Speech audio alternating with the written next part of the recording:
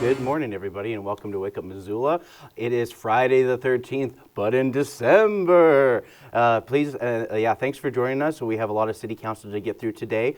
We have the city is looking to update their non-lethal force in the police department with tasers, their newest models, and they're talking about some of the deals they're working on with that. They're also talking about their Our Missoula growth policy for 2045, which I'll jump right into. And one public hearing was on the zoning for Missoula Loft, which is one of those mini properties up the Mullen Build project right next to Flynn Lane, just off of Mary Jane Boulevard near Hellgate Elementary. There are 54 lots under a 16-acre area that are being developed in phases. Essentially, this is just an update with little to no changes except to reflect more of state laws as it's being more implemented within the city, and they're just trying to adjust a lot of those ordinances and policies and rezonings to help match that. And so it's basically just business as usual in that regard. But let's talk about some state mandated policy changes to the land use. Here is Mayor Andrea Davis talking a little bit more about the growth of Missoula.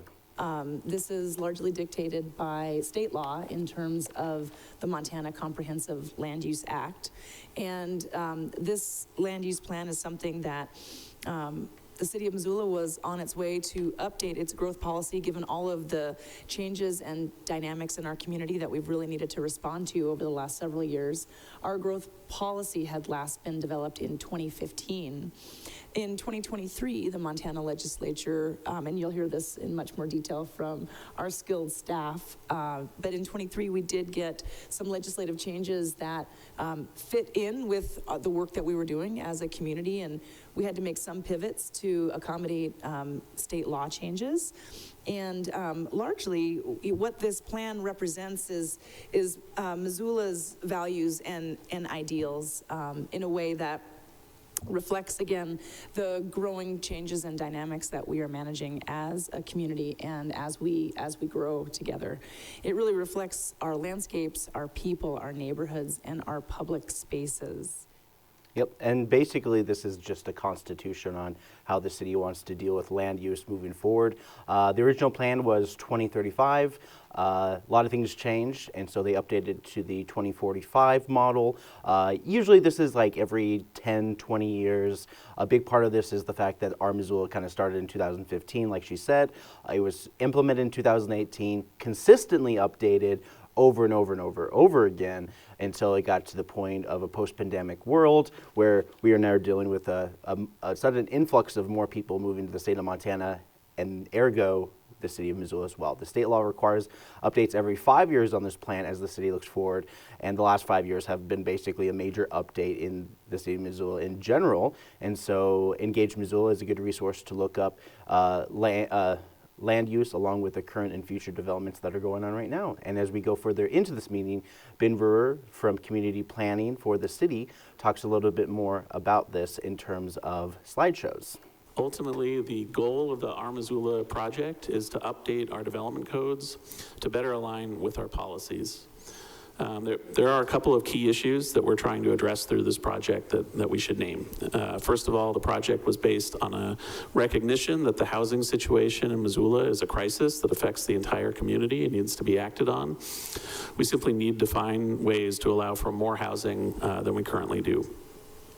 Similarly, the project was born out of the recognition that the management of development and growth that has been occurring in Missoula is lacking considerations for equity and fairness for how and where growth can occur. All right. So that was the kind of like a brief overview of some of the things leading into this. He's part of the planning process. As growth is something on everyone's mind, and finding cheap places to live in the city of Missoula have gotten a lot harder over the pandemic, and the pricing of homes and the hike in taxes across the state for those properties.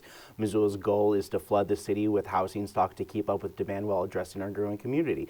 Not to mention that the state of Montana fumbled the ball on over $1.6 billion on construction taxes for all these new developments that are popping up. So that was, if you read the Montana Free Press report on that, it's pretty eye-opening. Montana Land Use and Planning Act was spoken was the Montana Land Use and Planning Act, which is the big part of why they're updating this and beyond, was spoken about in length, which frankly emphasized the public engagement in projects moving forward. Emily Gletton with CPDI talks about the outreach and the over 3,000 people and 20 events to get to this point. So there's a lot of input and a lot of people talking about this, and this is their response. The purpose of these engagement efforts that we held during the fall was to confirm that the draft land use plan resonated with the community and to help us identify areas of concern that we would potentially need to rectify in the adoption draft of the plan.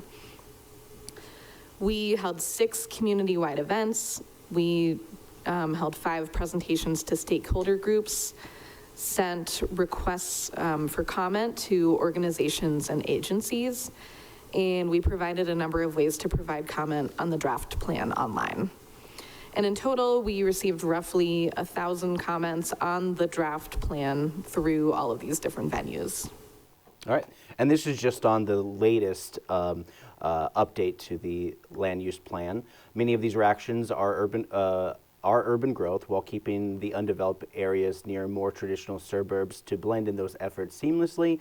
So they want a mixed use of urban, rural, stuff like that. You know, trends change over the years, and the current trend is growth inward while not losing neighborhood characters along the way. So they want higher density, but they don't want it to look like higher density. Anyways, Madsen Matthias, long-range planning team, spoke about the future of these plans and more.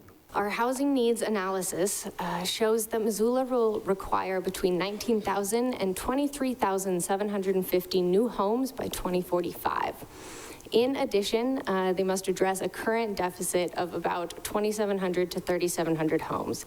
This brings the total housing need to approximately 27,500 new homes needed by 2045. So we're planning for housing capacity that exceeds just the projected need.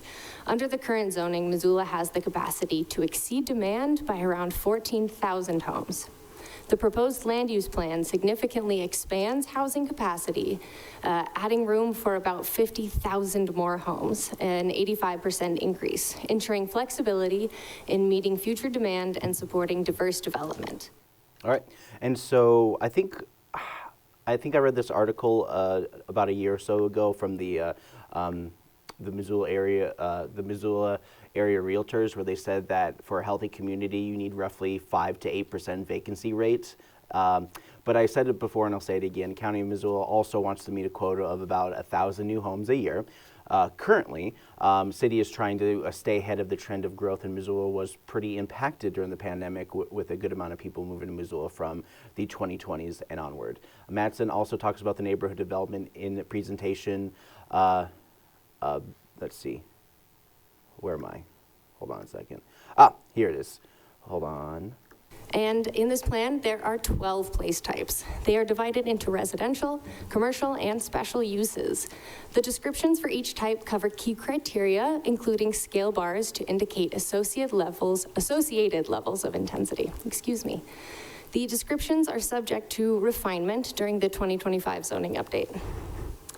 Missoula's residential place types vary in intensity, ranging from compact urban areas to quieter rural neighborhoods. Urban areas feature diverse housing options and strong transit connections, while medium intensity areas offer more space and car access. Rural areas are lower density and car dependent, though they still provide biking and walking opportunities. Urban residential high areas allow 6 to 8 units per parcel with buildings up to 4 stories. Urban residential low areas allow 4 to 6 units per parcel with buildings up to 3 stories. Limited urban residential and rural residential areas both permit 3 to 4 units per parcel with buildings ranging from 2 to 3 stories. And if we were to look at a little bit further too, I would pretty much assume that the more traditional one-story housing is getting impacted by rural residential. And if you've been into the Franklin to the Fort neighborhoods, they tend to have more single-level housing there. And so a couple of houses have been expanding, building up a little bit higher. Franklin to the Fort, their rezonings have created a little bit more density on the more traditional single family homes. These are the kind of things, you know, they have urban, rural, and various combinations with options that try to improve these areas overall with maximizing dwelling while limiting areas. These are the kinds of policies that allow for more infill while also not losing the character of the sites. Not to mention, they came up with 12 different kinds of examples to develop this kind of high density, mixed use, blah, blah, blah, fancy words, word salad stuff. So Ben Brewer talks about the missing middle type of housing, which they really want to get more of, which is more of the comfortable traditional housing that you would see with lots and houses. One of the benefits of those housing models is that they are generally, they fit into neighborhoods that already have those. A lot of those housing types are found throughout many of Missoula's neighborhoods. They were built at different periods of time, and it is something that we've kind of gotten away from, and you know, that's a national trend, but we see it here in Missoula too. And so this project is, you know, is one of our key focuses here, is to try to get back to that as a way to continue seeing our neighborhoods grow. And Yep. So some areas will get higher density, some areas would become more traditional, and so it's kind of ranging. But before you bang the drum of gentrification, this grows policy reflecting the needs of middle range housing development as a means to set a normal pace of growth in an area that has traditionally matched those goals. Teresa Martinovsky, Summit Independent Living Support Specialist, talks challenges of an expensive community for folks on a fixed income, and this is what she had to say. With the language that's been used, that you will continue not only speaking of, but taking actual active steps towards including housing for people, not just the ones that make that livable wage in Missoula or beyond, whatever livable wage is these days, but also for people that are on fixed incomes, such as people that are retired, senior citizens, people with long-term or permanent disabilities that don't have a choice on what they bring into the household economic-wise, but still equally need places, safe, affordable places to live.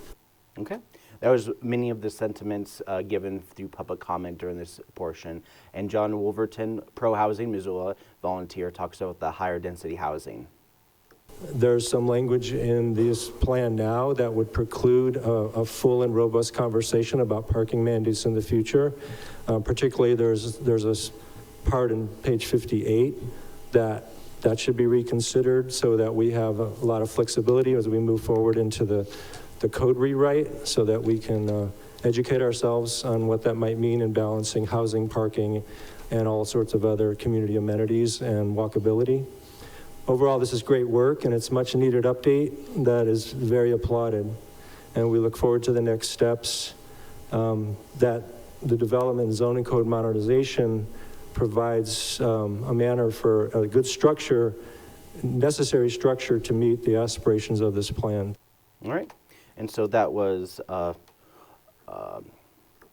John Wolverton. Many organizations from Common Good and pro-housing groups came in support, and some of their own visions for the future as Missoula grows and becomes a much larger city.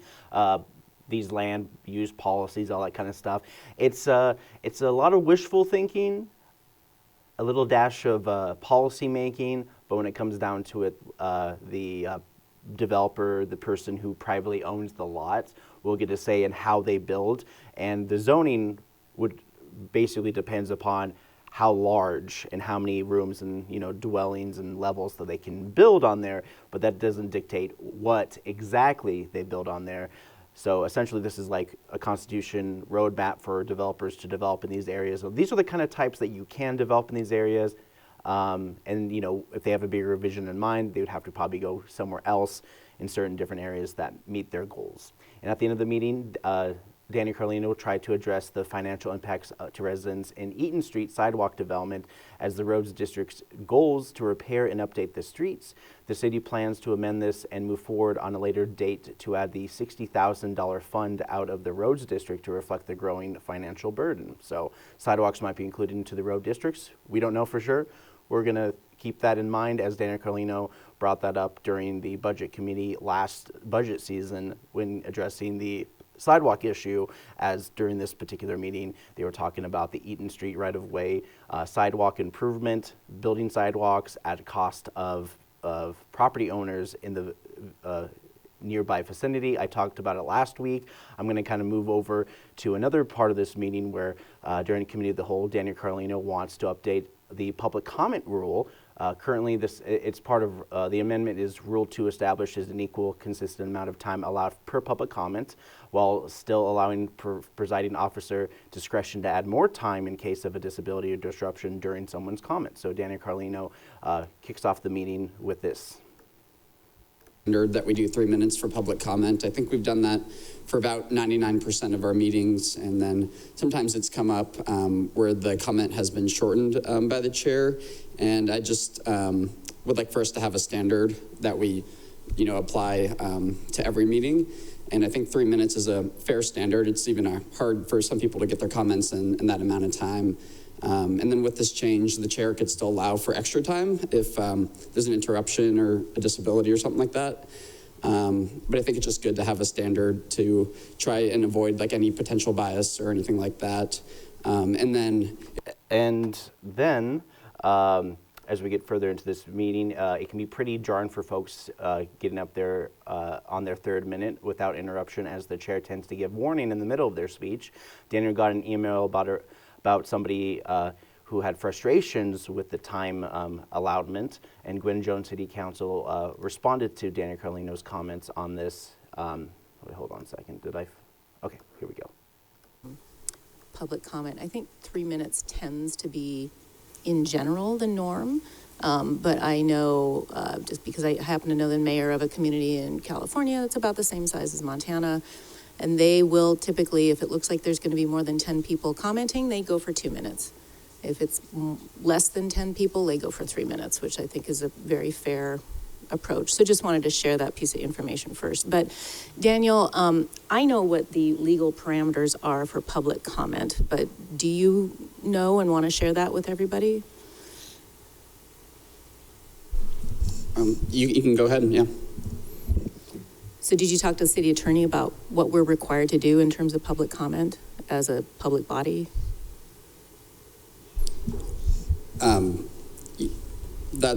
What I'm trying to propose here is that we set a standard, and if we're not okay with the presiding officer allowing extra time under a disability or microphone, or an interruption, I'd be okay with crossing that off as well. But my goal is to set a standard here, and if you want to share that information with us, go ahead. My understanding is that what is incumbent upon us as a public body when a chair is running the meeting is to allow the same amount of time for everyone to public comment. Be it 1 minute, be it 10 minutes, whatever it is. The point is you don't give one person or side to an issue more time than the other. And if there's one person against and 10 people for, everyone gets the same amount of time. That was Gwen Jones' response to Daniel Carlino. Mike Nugent also tacked on as well to basically just rebut the fact that, why change things? Things are perfectly fine. Different people take different methods. And what I was getting at was the question of when the public comment was shortened to 2 minutes, did we not hear anybody's concerns or support, or did anybody who was in opposition or support of this not have the chance to tell us that? And the answer is no. Nobody has come in and said they were somehow wronged by this. We still gave ample time for public comment. And so I think that we talk about things like how different bodies do it and how the legislature does it. And the reality is that there's a difference between giving public comment and giving people as much time as they want to say whatever they want. And sometimes people can make the point that they are pro or con on something without needing 3 minutes. They might only need 30 seconds, and that would be fine too. So I don't think at all that anybody who might not support this feels that public comment isn't important. Quite to the contrary, I think the people who might not support this feel that the system's been working for years and years and years, and that if you observe Missoula versus other communities, people seem to have more opportunities to comment at the City Council of Missoula than almost anywhere else in the state, as far. Okay, so that was Mike Nugent's response. So this is a very, if it's not broke, don't fix it. But coming to Daniel Carlino's defense is Christian Jordan, talking a little bit more about this process. Public comment is actually one of the more important ones. And the reason why is something that Daniel kind of touched on, in that every single person on City Council gets to hear the same thing. Whereas what Daniel is saying versus what Mike is saying is that Daniel received a lot of input on the the fact that having 2 minutes caused some people to really scramble on how to get their public comments sorted and effective, and Mike didn't get those emails. And so, or at least that's what it sounds like. And so I think it needs to be really clear that we're all getting different information in our emails and our phones, but we all get the same information with public comment. And that is why I think that codifying some really predictable rules and allowing all of us to speak up and weigh in on whether or not we should shorten or lengthen meeting comment is really important, because I also see bias, and I know that's going to make some people on council really upset, but I also say that if you're not seeing it, there might be a reason why. All right, so there was her comments on that as we wrap up that meeting, just to kind of talk about committee of the whole. You know, the meeting turned into something that just changing the rules, but the takeaway was nothing's really broken, why fix it mindset. However you look at this, many people have spoken in the past about many things happening in Missoula, with the city voting against smaller neighborhoods for big picture development and keeping up with housing demands. We're living in a time of great change, and many people in Missoula have growing pains. I mean, many people. Public Works and Mobility, through complaints of noise in the early hours, the city is looking to restrict the hours of large dump trucks from being within 300-foot radius of any residence between 9 p.m. and 7 a.m. But in order, we have Public Safety and Health. The police department are looking to update their tasers from the old ones due to the replacements and the maintenance. They're basically not making like they used to, or at all, and so they're working with a contract with Axon from the 2026 end date to include 27 and 28 fiscal years to help save money, and also update their old taser system by adding another $70,000 to this deal. So tasers or police use as a non-lethal method in dealing with violent offenders. Police Chief Mike Collier spoke about the instance where taser was used. Just a couple months ago in one of your high schools, a young man threatened and charged a teacher with a pair of scissors. And they called the school resource officer, who responded to that room and confronted this young man who had put the scissors down and then picked up a chair and had it up over his head and was coming at the teacher and the police officer. And the police officer told him to put the chair down. He wouldn't. He brought his taser out. All he had to do was put the light on him. We call it painting. He put the red dot sight on the kid. And he looked down and he saw the light on his chest. He looked back up at the police officer, saw he had the taser, and he just put the chair down and it was over. So these are not just theories, they happen a lot. There's dozens of examples of the value of the program. So. All right, so, you know, just a non-lethal way of doing things. A non-lethal force is still force, but unfortunately words can fail in instances where people, and this is the less lethal force than any of the option. If you actually look at the website where they're showing the product of the taser that the city of Missoula wants, it essentially says less lethal wave protection. And so here's the website. It's basically just looking up at axon.com. It says their new taser, the Taser 10 that the city of Missoula wants. So I'm just going to go over some of the pictures of this. So as you can see, it's a yellow gun-looking vehicle. You can see how it has a little light that comes out of it that paints, and then it has a bunch of caps inside there. So you're able to actually shoot 10 of those little pellet things that sticks to people. Looks like it's a little bit barbed too. So when it sticks in there, it's grounded into the unit where it is shocked for the taser. So yeah. So that's kind of what they're looking for, and they want to, and also it's able to double the range of the previous taser. And you know, Mike was very happy about these things. You know, the keyword is taser. You can look up at the product site. Of course, Mike also talks about the cost saving in the long run as the old products are getting phased out. And like I said, they're not making them like they used to or at all. And so being able to update will give us a foothold into the future for a longer time. So this is Mike. An unlimited supply of training and duty cartridges. They're about $80 a piece. So quick math on that. We train twice a year on them, and they have to deploy at least 2 in each training session. So that's 4 training cartridges a year. That's $320 a head. And when you're at 110, we have 118 authorized strength. Let's just say 110 officers need to recertify. That's $35,000 just in training cartridges if we were not under contract. The other kind of niceties we get is we get next day expedited replacement for anything that's damaged or malfunctioning. This contract that we're currently under from 2001 expires in June of 2026, which would make our last payment due to them in July of 2025, and our final payment would be $70,700. The new plan that they're offering is what they call the Officer Safety Bundle or Officer Safety Plan. It allows 100% deployment, so 120 of the new T10 taser devices. Some of the technological advancements to the new device is that it offers single probe deployment. So the old models, you have to have 2 probes to make connectivity. And so if you miss one of the 2, or if there's what we call a clothing disconnect, which means too thick a clothing for it to have effect, it's kind of useless. The new one provides you to shoot individual probes. So if should you miss one or have a clothing disconnect, you can, you have another probe that you can fire individually. All right, so yeah, I mean, they are pushing for this, and it got put onto committee for final consideration. So as we jump right in, we're going to Budget and Finance Committee.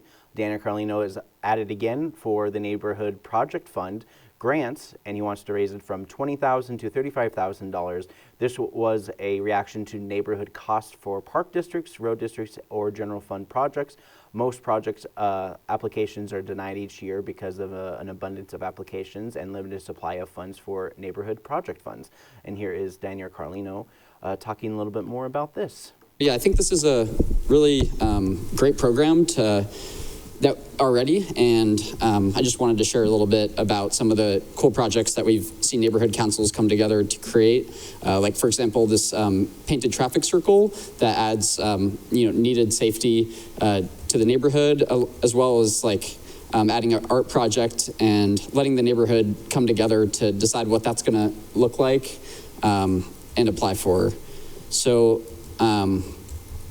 yeah, these projects can be used for anything that improves the neighborhood and meets the criteria of the neighborhood grants. And we have a neighborhood grant committee that goes over each project and decides whether or not they want to grant the projects after a neighborhood council applies.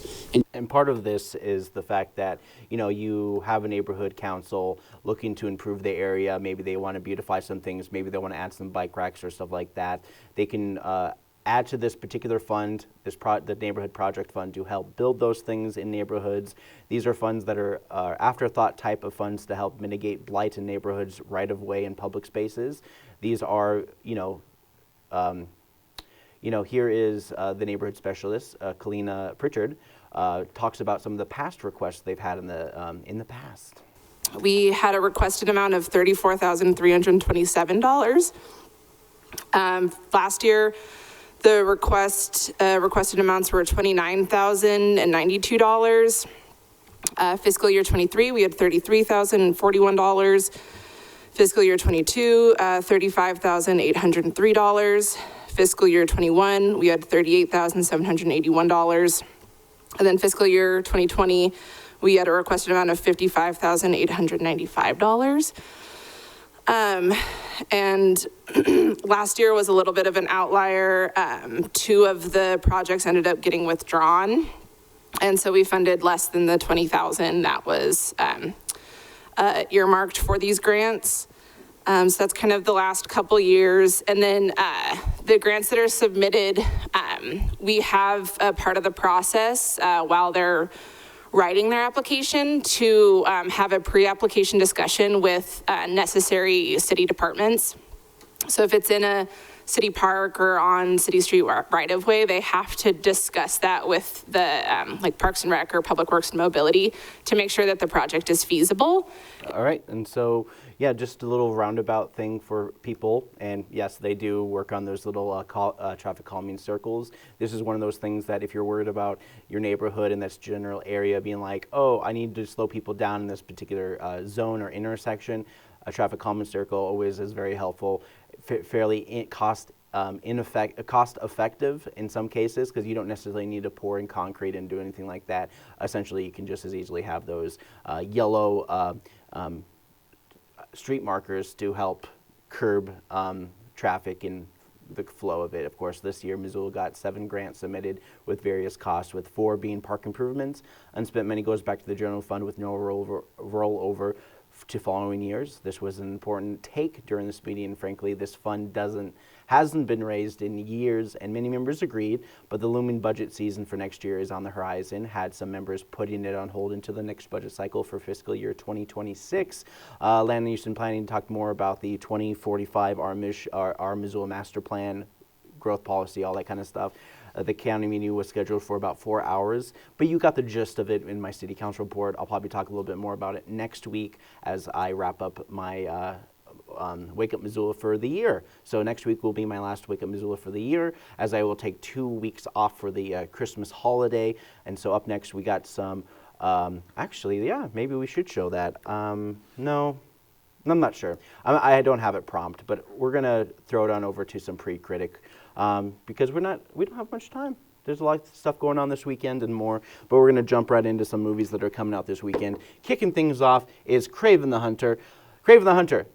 You basically have guy who puts on best Eastern European accents. And like Marvel movies, yet another Morbius type of film about a guy who looks like he embodies hunting to an extreme as he hunts his way through the Russian/European accent to defeat his dad, who started the cycle of violence. Enjoy tropes like, we got to kill this guy before he gets the thing to the thing, but he turns the table because his dad taught him to too well, but his dad is the worst guy to the future Spider-Man villain who gets bored of humans and decides to go after superpowered folks on his journey to become the ultimate hunter. Hunters be hunting. And then we move on to our next movie. We got Lord of the Rings, The War with This movie has been teased for some time, and while it looks like it was made in the late 90s or an OVA anime, this follows the story of a young girl with bad taste in men as her father kills her love interest's father in a show of strength only for things to get a little heated into an actual war. This is one of those kind of like side quest stories that you hear stories about during the movie, just very much just like how Rogue One was just like, they got the plans at great cost, and then they built a whole movie around that. So that's basically what this movie is, and it's a war movie. It's if you watched the Two Towers, the Lord of the Rings, the Two Towers, you get the gist of kind of where the setting is with Rorum and all those places as well. I'm totally butchering it on purpose, and I mean it. All right, September 5th, coming out December 13th. This movie is essentially the Munich hostage crisis during the Olympics of 1972, and the sports reporters becoming reporters in this instance. So the movie really kind of makes it seem like sports reporters, they can't be real reporters. It's like, watch us, we're going to prove ourselves to you, the journalist elites. And then they cover the story. Terrorists notice that they're on TV, and it's like, oh, hey, what's going on? It's based on real events. It's a really huge tragedy that happened in the 1972 Olympics.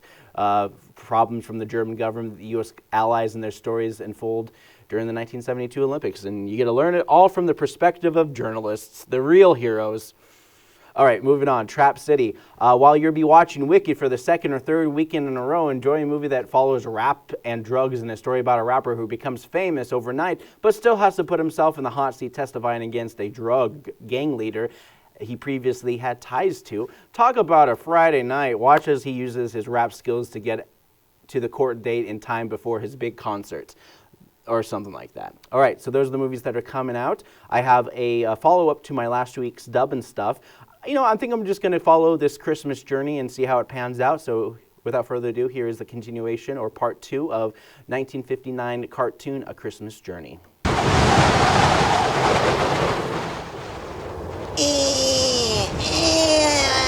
No, it's tornado or sandstorm, I can't tell. It's coming right for me. Oh, look out. Whoa! Oh, come on, save me, Christmas magic. Save me!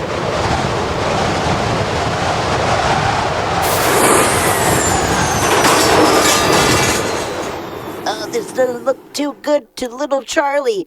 That's my name. Oh, umbrella time. Whew, that was highly unrealistic. It's a kid. I better eat him. I gotta get away. Oh, that was embarrassing. You have no idea how easy you're making this for me. Oh no, I gotta get away. Ooh, ooh, ooh, ooh, ooh. I should have caught him by now. Once I get over this little hill, I'll give him the slip. Just a little more. Can make it. I'm here. Get away. All right, come on. Give this up already. Whoa! Oh. Stupid Santa and his stupid magic plane. I see Santa fooled you into coming here. That old trickster. Say, how about you come over for eggnog and all sorts of fruitcake stuff? I want to go home. Let me lay you some truth, little one. Santa is not one to be trusted. I guess I gotta learn my lesson. Perhaps maybe I could have a good Christmas. Oh, I gotta take that Santa Claus down a peg. Hey, do you know where north is, by the way? I'm trying to find my way. You just look to the North Star. Oh, wow, that's weird. Maybe I will take you instead. Oh, would you please? The desert is no place for a kid. Even a lion like yourself. Come on, let's get out of here. Don't tell anyone I rescued you. Oh, wait till I tell Mom and Dad about this. Hey, what did I just say? They won't believe me.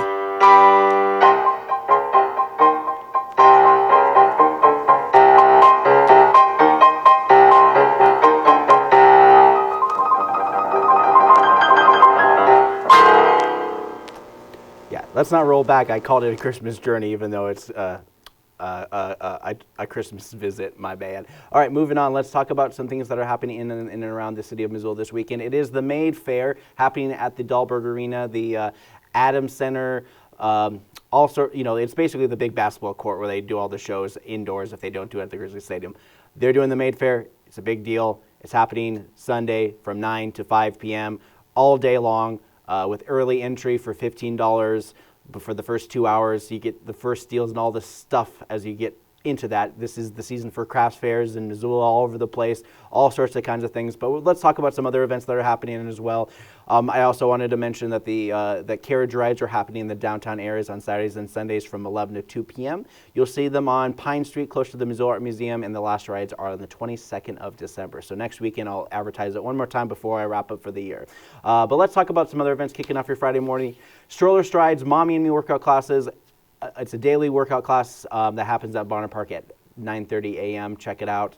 Missoula Butterfly House, 10 a.m. Missoula Food Bank, 10 a.m. to about 1 p.m. on Monday, Wednesdays, and Fridays, with longer days on Tuesdays and Thursdays.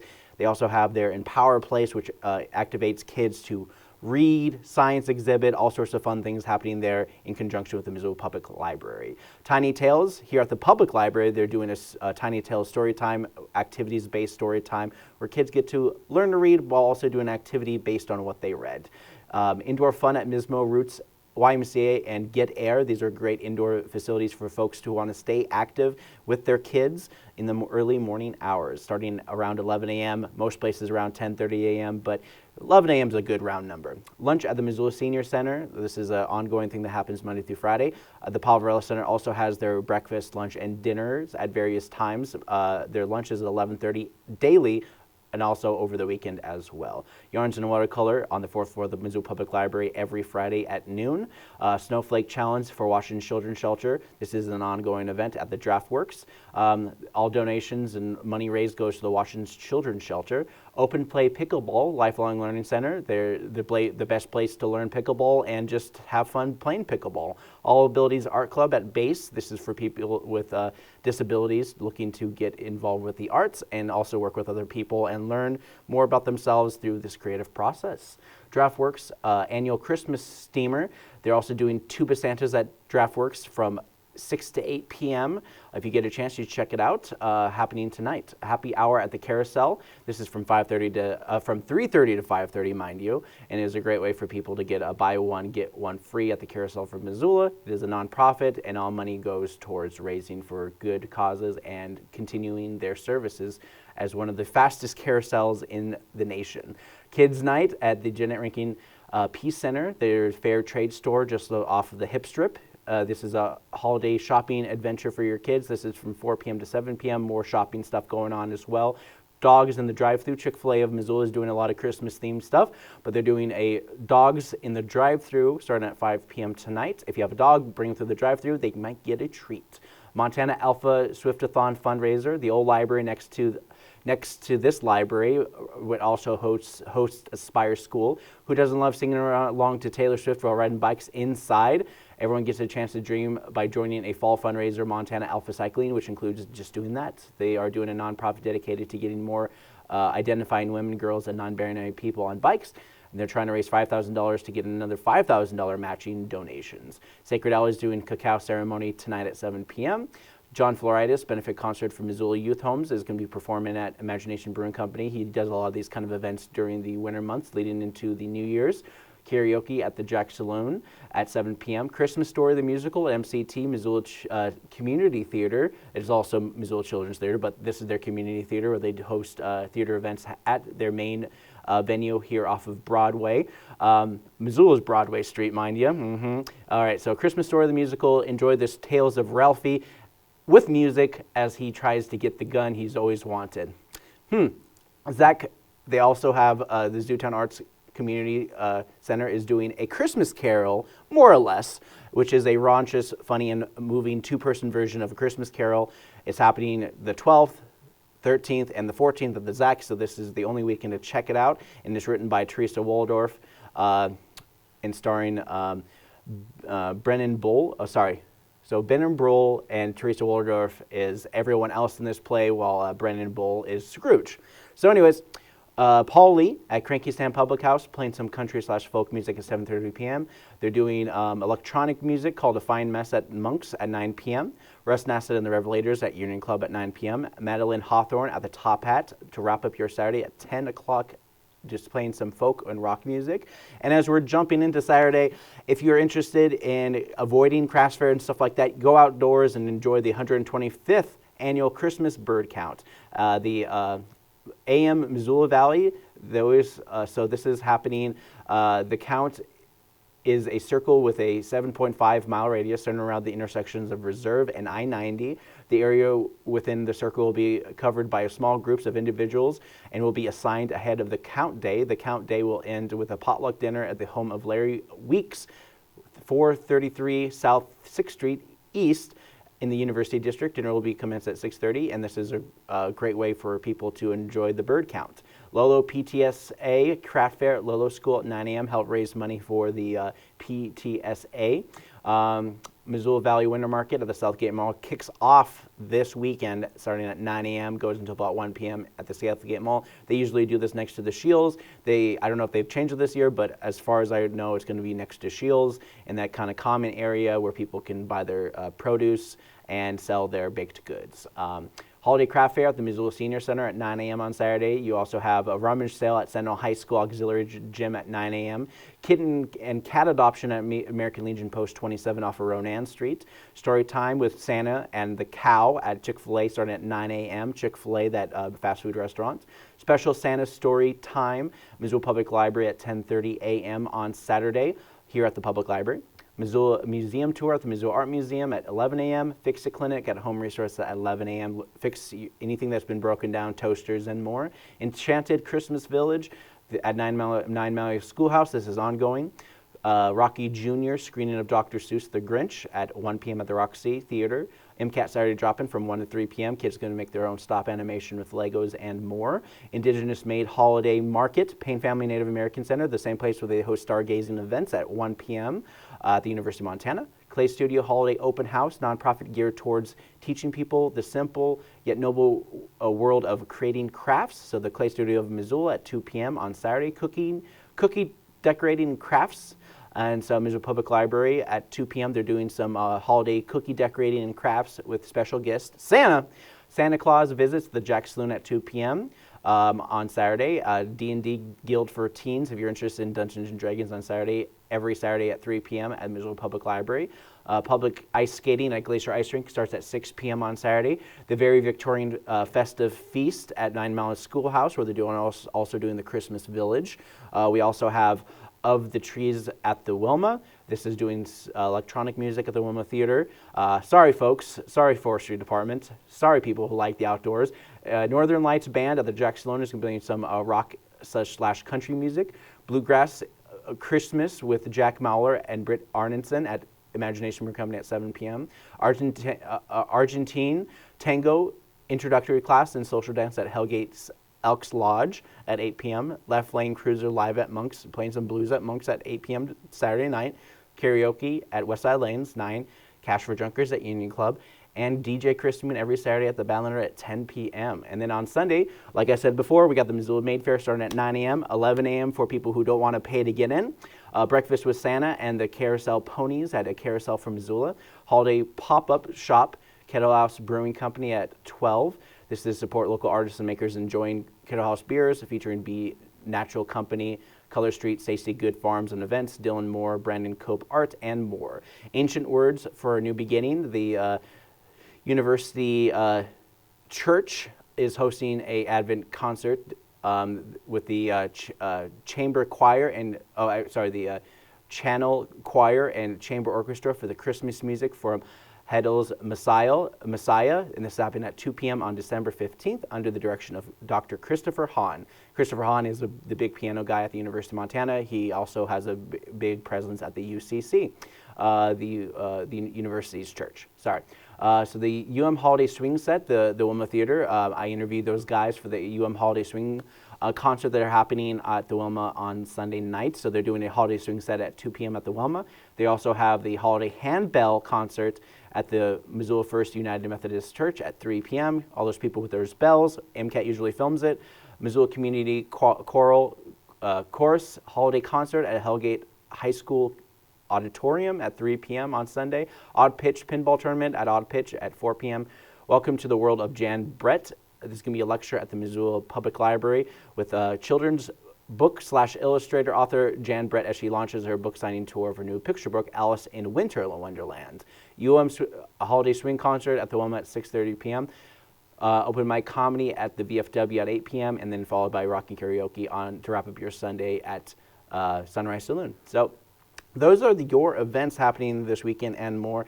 And we're going to talk about some things that are happening in the Missoula area as we're talking about some events, as we still have a good amount of time in our show, as residents in North Missoula will soon get a new park to better meet their neighborhood rapid growth. The city has to sell an old park to help fund the project.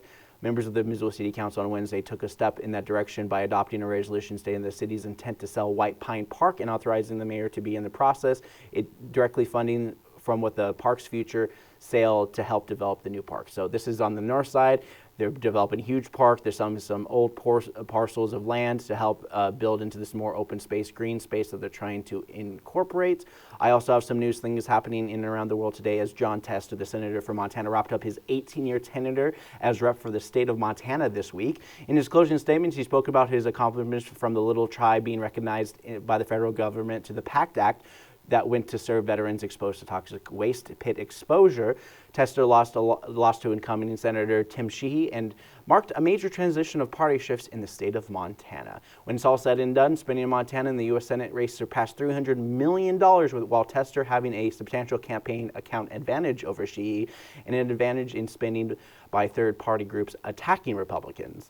As someone who has voted for him, he really leaned on the attack ads more than any substantial policy-wise, and the past was great, but he, like other Democrats, missed the populist message and the parties and powers were put on notice.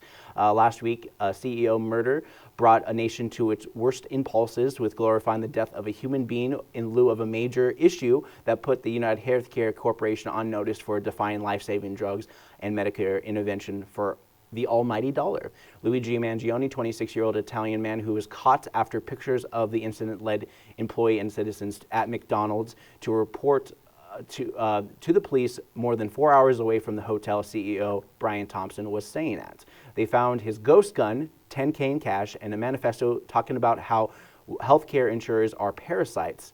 While murder is never condoned in modern society, public outcry against the medical establishment took root as frustrations with healthcare industry escalated beyond the simple algorithms that United Healthcare implemented to help with companies' bottom line, money. Mangione had no history of violence and was an Ivy League graduate with honors. From what family and friends mentioned, that he fell off the face of the earth, not returning calls and quitting social media in the last year. It also came to light that Mangione had chronic back pain and read books related to trying to work the healthcare system and reading publications by Montana's own Ted Kaczynski, aka the Unabomber. The plan was almost perfect, but the fact that he had evidence on him between the gun in question and the manifesto with a clear motive against the healthcare industry. Also, perhaps the media should have avoided showing the shirtless photo of the assassin, because there's a lot of folk hero status going into this person as well. I mean, the fact that the internet is thirsting over this guy just goes to show you about some of the times we were living in during the Bonnie and Clyde, and John Dillinger popularity was just not a fluke of the time, which, I've been saying this to a lot of people, is that I think we're kind of in our own gilded age in America right now. And would health insurance preventing urgent care to patients, wouldn't that constitute as cruel and unusual punishment under the Fourth Amendment? I understand when someone is actively hurting another person, but what about preventing care? Wouldn't that be considered cruel? I'm going to put my tinfoil hat for this for a second, because everyone else is. When someone gets out of surgery, they're often given pain meds during the recovery process. Some of those pain meds may have come under scrutiny in the past for creating issues from addiction to dependency. Addiction and violence have gone hand in hand in the past, and perhaps, tinfoil hat, Luigi's go-getter attitude and pro stance on surgery in the past led to his spiral downward to avoid family and friends, which isolated him, thus casting his judgment onto others like Brian Thompson as the unwitting victim of his outrage. But back to the story, Luigi Nicholas Mangione contested his extradition back to New York in a court hearing Tuesday. Manhattan prosecutor had charged him with murder and obtained an arrest warrant, a step that could expedite his extradition from Pennsylvania. Recently, there have been no actual connection with United Healthcare. In fact, the back pain was surgically dealt with last year, with Mangione advocating for back surgery after the fact.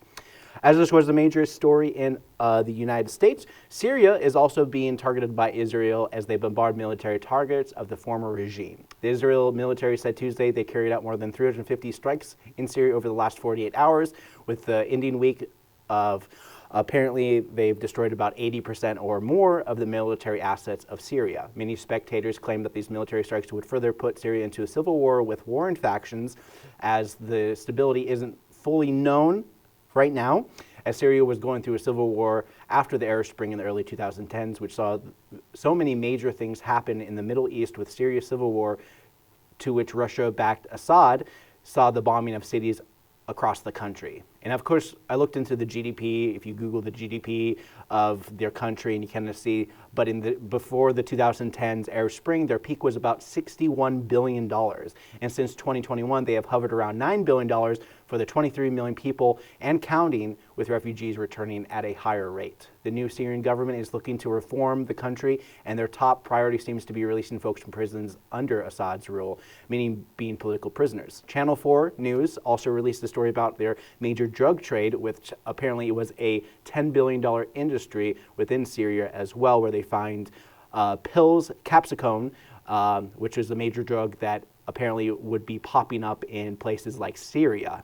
And no, not Syria, but places like Saudi Arabia. So the leader of Syria's biggest rebel faction, Abu Mohammed al-Golani, is posed to chart the country's future. The former al-Qaeda commander cut ties with his group years ago and says he embraces pluralism and religious tolerance. His Hayat Tahrir Sham group, or HTS, is considered a terrorist organization by the U.S. and the UN.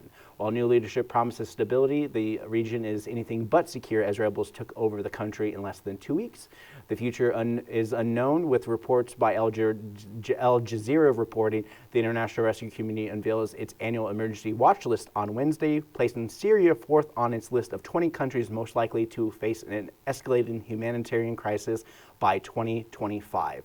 Overall, reports of millions of refugees and businesses returning to normal as banks are open and shops continue to Al-Golani's says transition of their salvation government will take hold in March.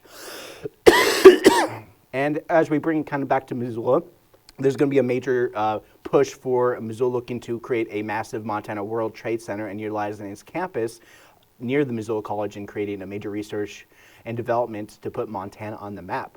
This innovation campus would be built in conjunction with Montech, Montana Enterprise Center, to strengthen the biotech and ecology departments of the University of Montana. East Missoula Corridor is also getting tapped for a lot of those funds, and with funding in place to improve Highway 200 corridor from Montauk to East Missoula, the Innovation Campus could also take advantage of transit while providing other amenities with the involving corner of Missoula. Oh, sorry, excuse me. I guess that's my cue to wrap up my show. And I want to thank you guys for joining me. This past Monday, I started my radio show with my coworker, Neil. So if you're interested, we do a regular radio show. We also have a video component we'll be posting online soon. But for the most part, MCAT Mondays, you can check it out. It's every Monday from 10 a.m. to 11 a.m. We do a little bit of talk, a little bit of music, and just have a good old time talking about MCAT, Missoula, and more. So join us then. And you can join me every Friday from 8 a.m. to 9 a.m. as next week will be my last week of the year. But then, as I do every year, I'm going to have my compilation of my dubbin stuff, so you're going to enjoy dubbin stuff from the year 2024 as its entirety. So without further ado, I want to thank you guys for joining me. And for Wake Up Missoula, I'm Scott Ramp. I hope you guys have a wonderful weekend.